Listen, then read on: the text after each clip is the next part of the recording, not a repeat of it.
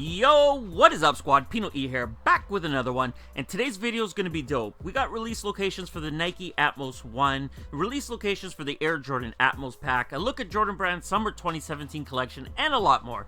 Don't forget to hit that like button, because when you do it, that shit makes me happy. Subscribe if you're new around here. Now let's go. Let's kick today off with New Balance, who just released two pairs of the New Balance 770. Both pairs come in beige, brown, and blue tones, constructed of leather, suede, mesh, and nylon, sitting on similarly colored off-white midsoles. You can find these pairs today at select retailers for about $170 each. Over to Adidas, and I think it was just yesterday that we saw official images of the United Arrows Adidas NMD City Sock 1 and the matching clothing. Today, United Arrows and Sons released their marketing promo images, which gives us a better look at the clothing, and I think it's dope. I personally have a rule that says if I can't read what I'm wearing, I'm not going to wear it. I do, however, like the collection. Just a reminder, this collection drops exclusive to United Arrows and Sons this Saturday, March 18th, but they will drop globally to select Adidas retailers on the 25th. These Adidas Ultra Boost by Stella McCartney and Parley combine high performance and luxury aesthetics with love for the planet. Featuring yarn spun from reclaimed and recycled ocean waste, the adaptive Adidas Prime Knit upper gives you strategic support. A female-specific, free-floating arch design hugs your foot, letting you move and flex naturally. Ladies, these are available today on adidas.com in a full-size run and retail set at $200. Let's jump to Nike, who have a couple more surprises for us on March 26th, Air Max Day. Just today, Nike confirmed that the VaporMax and Air Max 1 will be available on the 26th on NikeiD, and they'll come in multicolor and sport red options featuring Volt-tinted soles. The VaporMax is $250 and the Air Max 1 are $220, so they're not cheap, but they are limited and will release sometime on the NikeiD website on the 26th. Next up, we got the official images of the Riccardo Tisci Nike Lab Air Max 97 Mid. These are releasing on March 26 at global Nike Lab locations and at NikeLab.com. And to understand why Tisci chose this shoe and this model, here's his own words in a recent interview with Nike News.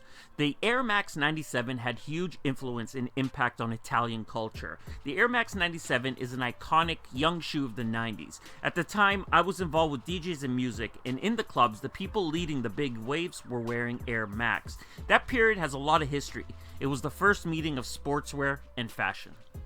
Continuing with Nike, next on the screen is a detailed look at the Mark Newson Nike Lab Air VaporMax, which drops March 26 for $275, which I find is crazy.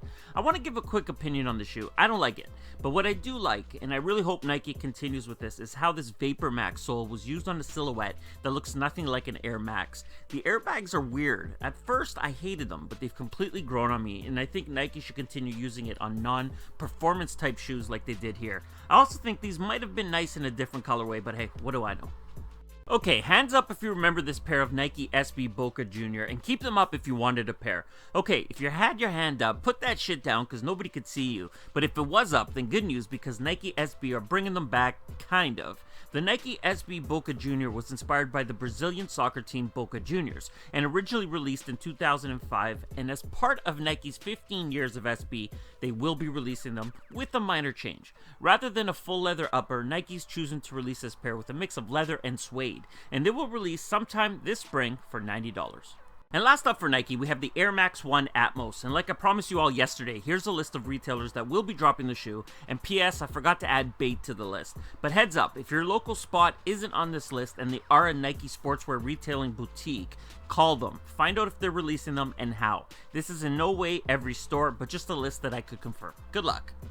So now let's move over to Jordan Brand and take a look at their confirmed releases for summer 2017. This summer, Jordan Brand celebrates two essential elements of the brand's DNA, the iconic university blue color and premium craftsmanship. Each silhouette in this series of retro releases strikes a balance of on-court heritage and off-court style for the season. The Air Jordan 11 Retro Low releases for the first time since 2001, coming dressed in a university blue and white colorway. The defining university blue color is featured prominently on the patent leather upper, while a white midsole and translucent outsole ground the clean design. The pair drops in just under a month on April 15th and will retail for $175 in men's sizing, and it will also be available in grade school. I'm curious how you all feel about the 11 in a low silhouette. This is one of the only lows that I actually like in the Jordan lineup, but let me know your thoughts down in the comments below.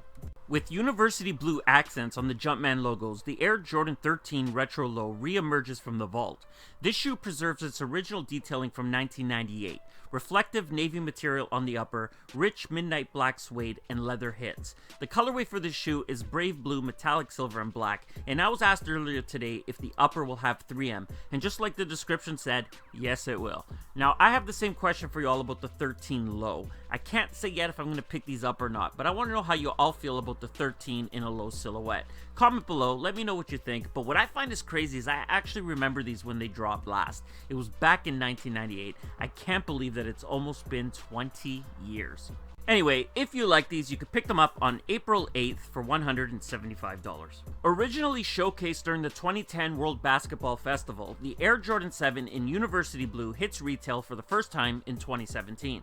Originally part of the Pantone collection of Air Jordan retro samples showcased at the 2010 World Basketball Festival, the look for the Air Jordan 7 features a tonal University Blue upper built in synthetic nubuck with a solid white sole unit with matching white branding accents up top and a black inner liner. The date for the shoe is April 29th and the retail price is set at $190. When we first saw the Pantone samples back in 2010, we heard complaining, why can't Jordan Brand ever give us these dope shoes? Well, now let's see who buys them. Were people complaining because it was a shoe they couldn't have, or do the people actually want them?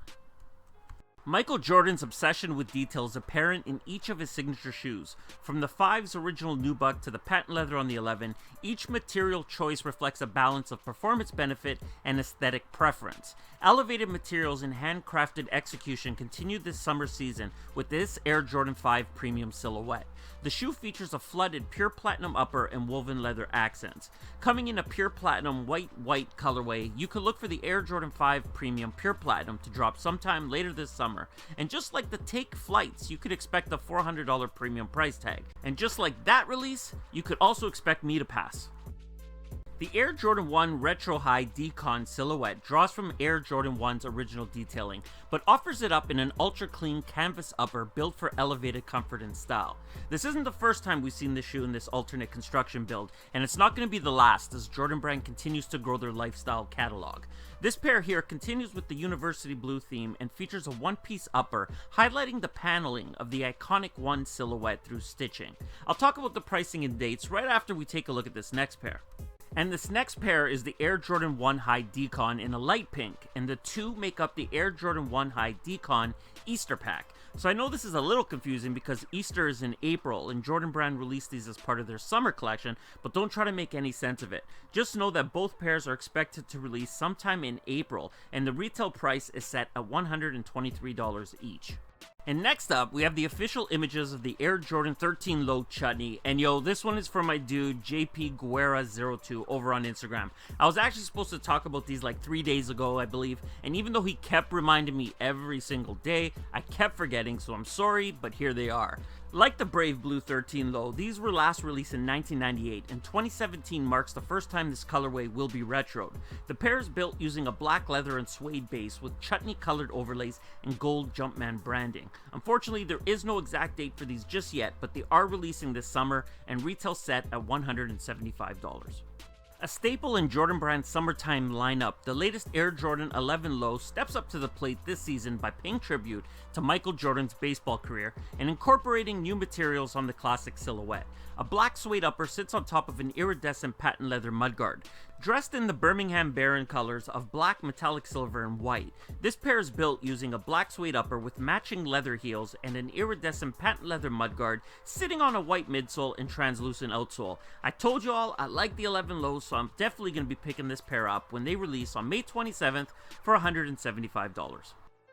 And last up for today, we have the Air Jordan 3 Atmos pack releasing this weekend for $400. As promised, here's a list of some of the retailers which have confirmed that they will be dropping this pack, but it looks like I missed sneaker politics. But heads up everyone, similar to the Atmos 1 list, this is in no way every single retailer who is selling them. They will be available in very limited numbers, so if you have a boutique in your area that normally sells limited releases, call them. Find out if they're dropping and what their release process is. Good luck. And that does it for today's video, everyone. If you enjoyed it, and I hope you did, hit that like button. If you're new around here, subscribe, join the squad. If you have something to say, leave it in the comments below. And I'm out.